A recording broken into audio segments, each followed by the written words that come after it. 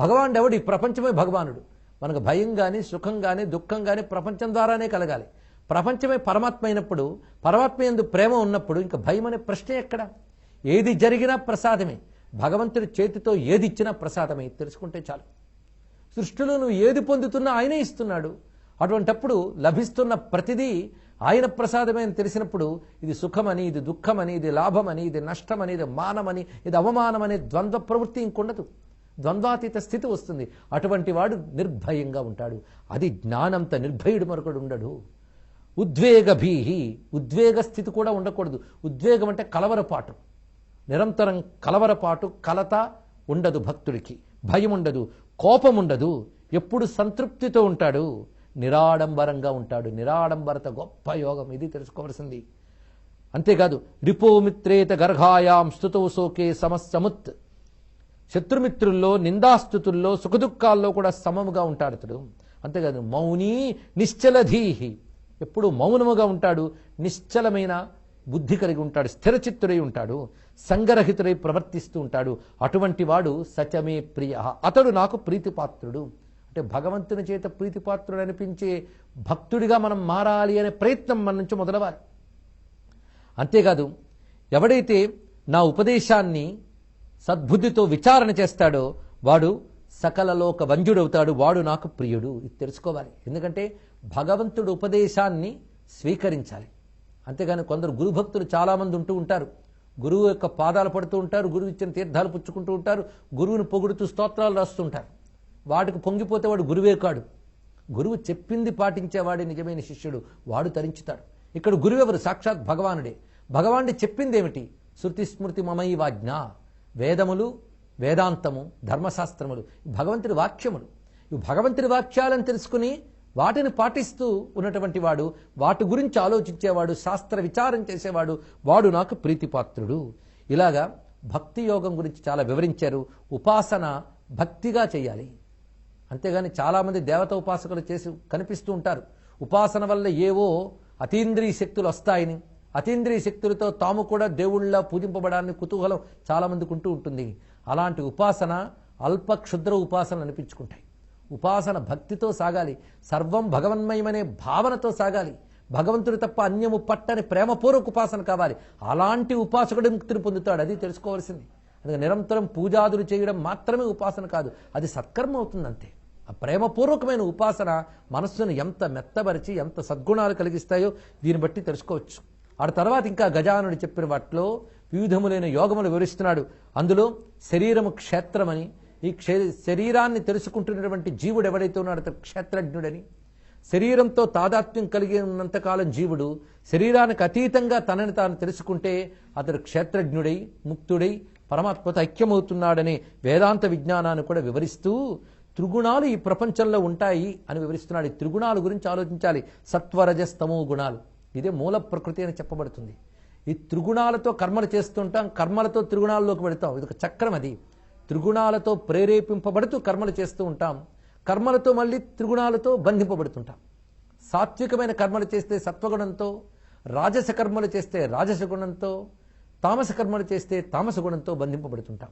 శాస్త్రము చెప్పిన పద్ధతులను అనుసరించి చేసే కర్మలు సాత్విక కర్మలు, కోరికల కోసం చేసేటువంటి కర్మలు, ఇచ్ఛానుసారం ప్రవర్తిస్తున్నటువంటి కర్మలు, అహంకారంతో చేసే కర్మలు రాజస కర్మలు, అసలు యుక్తాయుక్త విచక్షణ లేకుండా జ్ఞానాదులు లేకుండా ఇంద్రియ సుఖమే పరమార్థం అనుకుని వెళ్ళేవి తామస కర్మలు. ఈ మూడింటికే కర్మలకు అనుగుణంగా తిరిగి గుణాల్లో వాటి ఫలాల్లో బంధింపబడుతూ ఉంటాం. సత్వాధిక సుఖం జ్ఞానం కర్మ సంగం రజోధిక తమోధికశ్చ లభతే నిద్రాలస్యం సుఖేతరత్. సత్వగుణంతో లభించేటువంటిది జ్ఞానము, ఆనందము. అది ఇంద్రియములకు అతీతమైన ఆనందం పొందే ప్రయత్నం సత్వగుణం వల్లనే లభిస్తుంది. అందుకే సత్వాధిక సుఖం జ్ఞానం, సత్వగుణం వల్లనే సుఖము జ్ఞానము లభిస్తాయి. ఇక రజోగుణం వల్ల కర్మలంపటత్వం పెరుగుతుంది. అంటే నేను చేస్తున్నాను, నాకు ఇది కావాలి అనే భావన రజోగుణం వల్ల పెరుగుతుంది. రజోగుణమే అహంకార మూలం. ఈ అహంకారం వల్లనే కామక్రోధాలు కలుగుతాయి. ఇవి మరింత కర్మలంపటత్వాన్ని పెంచుతాయి. అందుకే రజోగుణం వల్ల కర్మసంగం ఏర్పడుతున్నది. ఇక తమోగుణం ఎక్కువైతే నిద్ర ఆలస్యం, నిద్ర బద్ధకము ఇలాంటివన్నీ తమోగుణము. ఈ తమోగుణంలో కొందరు సుఖం ఉంటుంది. ఎందుకంటే బాగా పడుకుంటే ఒక సుఖం, అటు ఇటు కదలకుండా కూర్చుంటే ఒక సుఖం. కానీ ఇది సుఖభ్రాంతి. ఇది తమోగుణ జనిత సుఖం, ఇది ప్రమాదకారి. ఈ మూడు ప్రతివాడికి ఉంటాయి, కానీ ఇందులో సత్వాన్ని వృద్ధి చేసుకోవాలి, ఇది తెలుసుకోవాల్సినది. ఒక్కొక్కటి ప్రతివారిలో ఉంటాయి, కానీ పాళ్ళు భేదాలు ఉంటాయి. కొందరు సత్వగుణం ఎక్కువ ఉంటుంది, వాళ్ళకి చురుకుదనం ఎక్కువ ఉంటుంది, జ్ఞానం ఉంటుంది, వాళ్ళకి ధర్మము, భగవద్భక్తి, పవిత్రత మొదలైన వాటికి ఎంతో ప్రీతి కలుగుతుంది. ఈ సత్వగుణం ఎక్కువ ఉంటే దైవీ గుణం అంటారు, రజోగుణ తమో గుణాలు ఎక్కువ ఉంటే ఆసురీ గుణం అంటారు. ఇప్పుడు దైవీ గుణాలని వృద్ధి చేసుకుంటే తరించుతాం. అందుకే మానవుడైన వాడు 3 గుణాలతోనూ ఉంటాడు గనక అందులో మానవ ప్రవృత్తి ఎక్కువ రజోగుణంతో ఉంటుంది. అందుకు రజోగుణంతో ఉన్నవాడు అహంకారంతో ఏ కర్మో చేస్తూ ఉంటాడు, కానీ తనకి రజోగుణం ఎక్కువ ఉన్నప్పటికీ కూడా రజోగుణ తమో గుణాలను తగ్గించుకుంటూ సత్వగుణం పెంచుకుంటూ వెళ్ళాలి. ఇదే సాధన అంటే. అంత చక్కగా 3 గుణాలని భారతీయ సంస్కృతి విశ్లేషించి చూపిస్తోంది. ఇదే మానసిక చికిత్స, గొప్ప శాస్త్రం ఇది. అందుకే సత్వగుణం కలిగించేటువంటి కర్మలు చేయాలి, సత్వగుణం పెంపొందించే ఆహారం స్వీకరించాలి, సత్వగుణం పెంపొందించే నడవడిక కలిగి ఉండాలి. అందుకు ఏషు త్రిషు ప్రవృద్ధేషు ముక్తి సంస్కృతి దుర్గతి ప్రయాంతి మానవాహ రాజన్ తస్మాత్ సత్వయుతో భవ. ఈ చివరి వాక్యమైన గుర్తుపెట్టుకుంటే చాలు, గణపతి మనకు చెప్తున్న హెచ్చరిక, తస్మాత్ సత్వయుతో భవ. ఇప్పుడు ఈ 3 గుణాలు వృద్ధి చెందితే ఏం జరుగుతాయో చెప్తున్నాడు ఇక్కడ. త్రిషు ప్రవృద్ధేషు, సత్వరజస్తమో గుణాలు 3 వృద్ధి చెందితే ఏమిటేమిటి లభిస్తాయో చెప్తున్నాడు. సత్వగుణం వృద్ధి చెందితే అది ముక్తికి సహకరిస్తుంది, రజోగుణం వృద్ధి చెందితే అది సంసార లంపటంలో చేస్తుంది, మళ్ళీ మళ్ళీ జన్మ పరంపరలో పడేస్తుంది. తమోగుణం వృద్ధి చెందితే దుర్గతులు కలుగుతాయి. అందుకు నువ్వు చేయవలసింది ఏమిటి? సత్వగుణాన్ని వృద్ధి చేసుకో. తస్మాత్ సత్వయుతో భవ. సత్వం వల్ల ఏమొస్తుందంటే జ్ఞానం వస్తుంది. సత్వా సంజాయితే జ్ఞానం. అందుకు సత్వగుణం వల్ల క్రమంగా నువ్వు జ్ఞానానికి పనికి వస్తావు. అందుకే సత్వగుణాన్ని పెంపొందించేలాగా భక్తిని స్వీకరించాలి. సాత్విక భక్తిని ఆశ్రయించు. మునుపు చెప్పినట్లుగా పరమాత్మ యందు ప్రేమ కలిగి సద్గుణాలతో నిష్కపటమైనటువంటి ప్రవర్తనతో ఎవడైతే సత్వగుణమయంగా ఆరాధన చేస్తాడో అటువంటి వాడు జ్ఞానాన్ని, ముక్తిని పొందుతున్నాడు. అందుకే ఇప్పటి వరకు 3 గుణాల విచారణ ఉన్నదే, అది సత్వగుణం సాధన చేసుకోని చెప్తున్నది. అయితే సత్వరజస్తమో గుణాలను మనం నిర్వచిస్తూనే సత్వగుణం పెంపొందించుకుంటే దైవీ గుణం అవుతుంది, రజోగుణ తమో గుణాలు పెంపొందించుకుంటే ఆసురీ గుణం అవుతుంది అని చెప్పుకున్నాం. దాన్నే 10వ అధ్యాయంలో వివరిస్తున్నాడు. ఈ దైవీ, ఆసురి, ఈ 2 గుణాల గురించి చర్చ చేస్తున్నాడు ఇక్కడ. ఇందులో దైవీ గుణ అభివృద్ధి చెందించుకుని, అనగా సత్వగుణాన్ని అభివృద్ధి చేసుకుని నన్ను నువ్వు భజించు.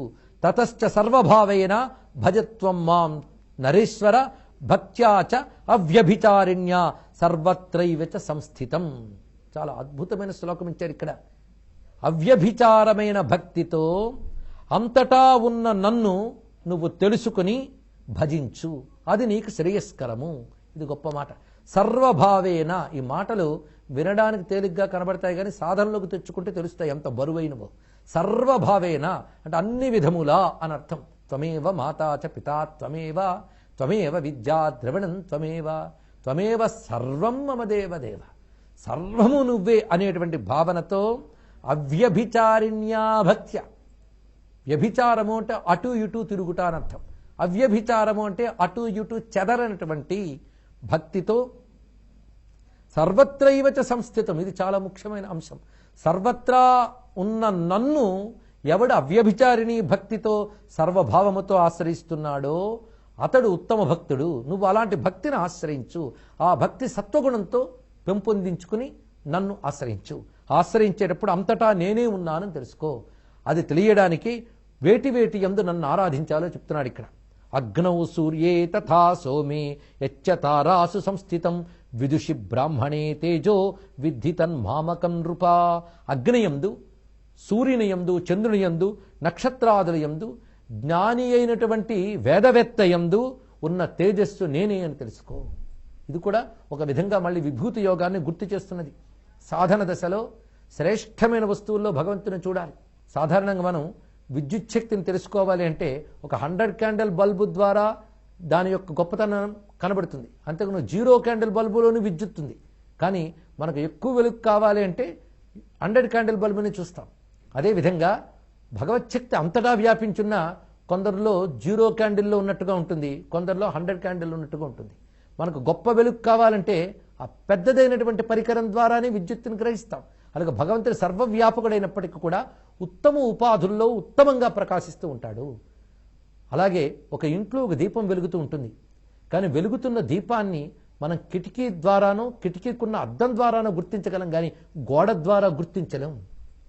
అలాగే ప్రపంచమంతా పరమాత్మ ఉన్నప్పటికీ కూడా సామాన్యులు, అల్పులు, రజోగుణ తమోగుణాలతో ఉన్న దేహాలలో పరమాత్మను చూడలేము. ఎవరైతే సత్వగుణ సంపన్నులైన మహాత్ములో వారిలో పరమాత్మ యొక్క తేజస్సు కనబడుతుంది. అలాంటి వారిని భగవద్భావనతో ఆశ్రయించి కొలుచుకోవాలి.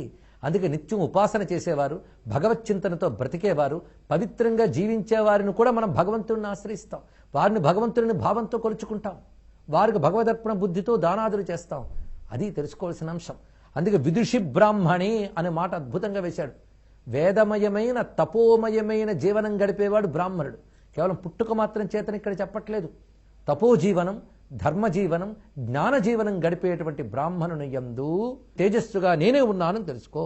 అలాగే అగ్ని యందు, సూర్యుని యందు, చంద్రుని యందు, నక్షత్రాల యందు ఆ ఉన్న నేనే అహమేవ అఖిలం విశ్వం సృజామి సృజామిచ. ఈ మాటలు చెప్పడంలో ఉద్దేశం ఏంటంటే భగవద్భక్తులైన వారు భగవంతుడనగా ఒక మహిమాన్వితుడైన ఒకానొక స్వరూపము అని మాత్రమే కాకుండా ఈ ఎరుక కలిగి ఉండాలి. సర్వమునందు ప్రకాశిస్తున్న మహా తేజస్సు అతడు. అహమేవ అఖిలం విశ్వం సృజామి విసృజామిచ. నేనే ఈ సమస్త విశ్వమును సృష్టించి పెంచి నాలో లయం చేసుకుంటున్నాను. ఓషధులు ఎందున్నటువంటి రోగహరమైన శక్తిని నేను, అలాగే సర్వేంద్రియములను అధిష్ఠించిన చైతన్యాన్ని నేను, ప్రతివారిలో ప్రకాశించే జఠరాగ్నిని నేను. దీని ద్వారా ముందు సూర్యచంద్రాదుల్లో మహాత్ముల్లో చూసినవాడు చివరికి తన శరీర ఇంద్రియములు ఎందున్న చైతన్యం కూడా భగవానుడే, తనలో జఠరాగ్ని భగవానుడే, హృదయంలో తేజస్సు భగవానుడే అని తెలుసుకుంటున్నాడు. ఆ భగవానుడే అహం విష్ణుశ్చ రుద్రశ్చ బ్రహ్మ గౌరీ గణేశ్వర. ఈ మాట గణేశ్వరుడే చెప్తున్నాడు. నేనే విష్ణువు, రుద్రుడు, బ్రహ్మ, గౌరీ, గణేశ్వర ఇత్యాది రూపములతో ఆరాధింపబడుతున్నాను. దీన్ని బట్టి హైందవ ధర్మం భగవంతుడంటే ఏమిటో విశాలమైన నిర్వచనాన్ని, విశాలమైన దృక్పథాన్ని కలిగిస్తున్నది. ఈ మాటల ద్వారా తెలుసుకోవాలి. ఇంద్రాద్యాహ లోకపాలాశ్చ మమే వాంశ సముద్భవాహ. ఇంద్రాది లోకపాలకులందరూ నా అంశతోనే రూపింపబడుతున్నారు. అందుకే ఎవరెవరు ఏ రూపంతో నన్ను ఆరాధించినా వారిని ఆయా రూపాల ద్వారా నేనే అనుగ్రహిస్తున్నాను.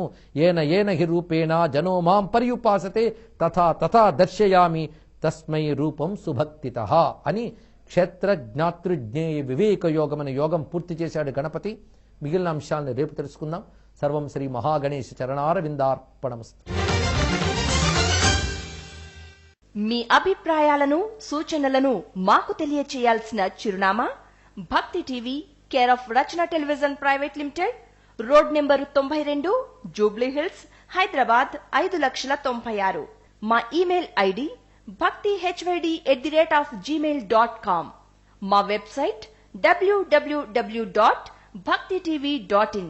Phone number 9010222333.